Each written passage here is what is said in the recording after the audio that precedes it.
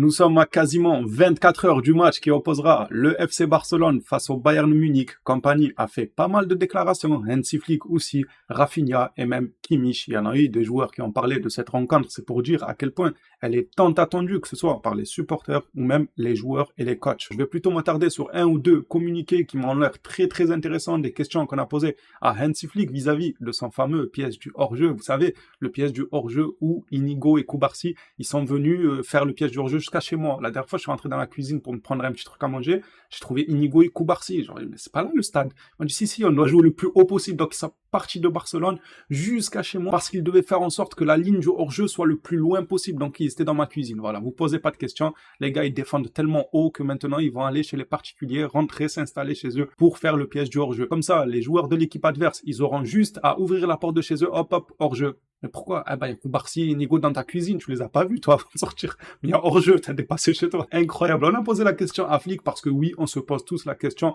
est-ce que Flick prendra autant de risques avec une ligne aussi haute ou bien il changera sa tactique et demandera à ses défenseurs de descendre un peu plus car devant, ils auront des flèches, le Bayern. On va parler de ça. On va voir aussi la déclaration de Kompany vis-à-vis de Yamal. Tout le monde reconnaît son génie, que c'est un talent générationnel. On va parler aussi d'une seule déclaration. En fait, tous ceux que j'ai cités là durant la vidéo, ce sera une seule déclaration, la plus intéressante selon moi, selon mon avis. On va parler du coup de Kimmich et sa déclaration quant au fait que le joueur est lié au FC Barcelone. Il a aussi parlé des négociations, bon, très vaguement parce que ça reste du privé, des négociations avec le Bayern Munich. Pour moi, ce qu'il indique, c'est que c'est tendu entre lui et le Bayern, même si lui, il ne dit pas grand-chose en réalité. Mais si on devait insinuer selon ce qu'il nous dit, eh bien, tout porte à croire que le Bayern et Kimmich, ils sont dans un sacré pétrin. On commence tranquillement cette vidéo par la déclaration de Kimmich quant à son avenir. Kimmich a été interrogé sur son éventuel avenir au Barça à la fin de son contrat cette année. Cette année-là, Kimmich ne sera plus lié au Bayern, à moins qu'il trouve un terrain d'entente. Kimmich nous dit, dans le football, il faut vivre dans le présent. En ce moment, je ne pense pas à mon avenir. La réponse que aucun club n'aimerait recevoir de son joueur car il laisse le flou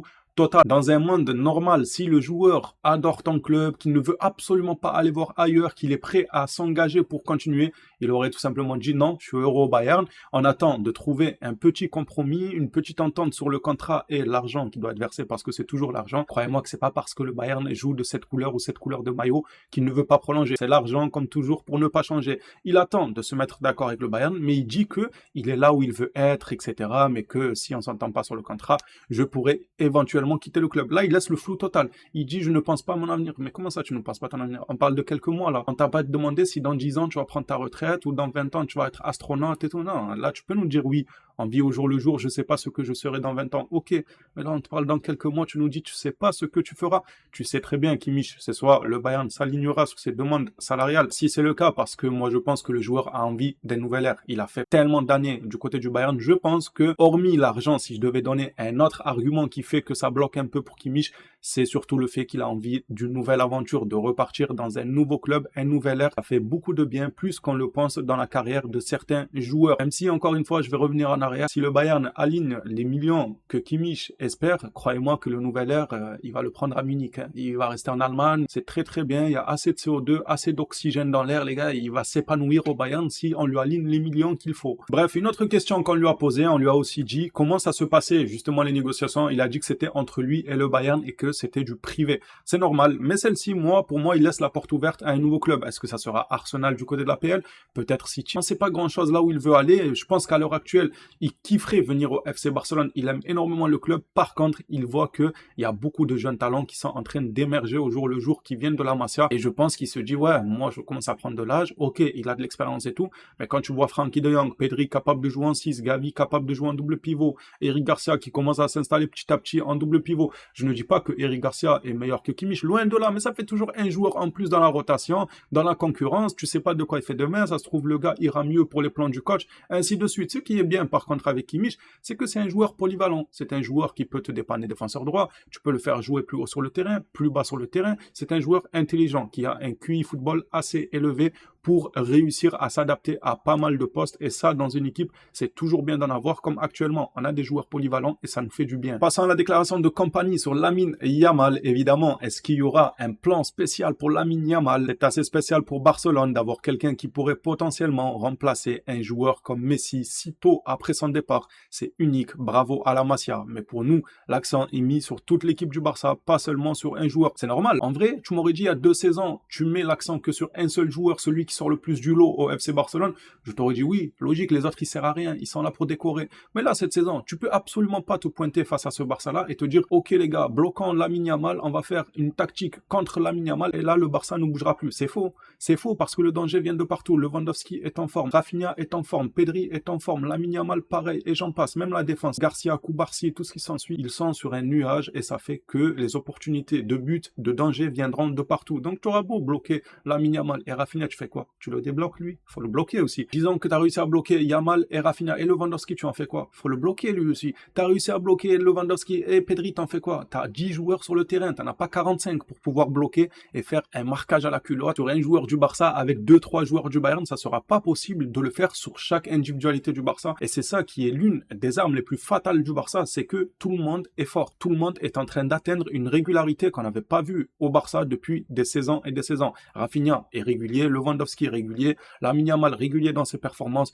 Pedri pareil, Casado j'en parle même pas. Lui la barre de la régularité, il te l'a explosé tellement depuis qu'on lui donne du temps de jeu, il enchaîne masterclass sur masterclass. Donc je comprends Kompany, il a été un grand joueur, un très grand défenseur. C'est logique qu'il ne viendra pas avec un plan anti-Yamal alors qu'il y a plusieurs individualités qui peuvent faire de superbes coups. Ça sera le dernier communiqué de cette vidéo, ça concerne Hansi Flick et le fameux piège du hors-jeu, les gars, c'est du hors-jeu tellement il est bon. Notre défense sur les dernières rencontres qu'on a eues, ils ont bu les attaquants adverses comme du jus, le gars, comme du jus d'orange. Ils ont fait le piège du hors-jeu, tu viens, je te bois. C'est aussi simple que ça.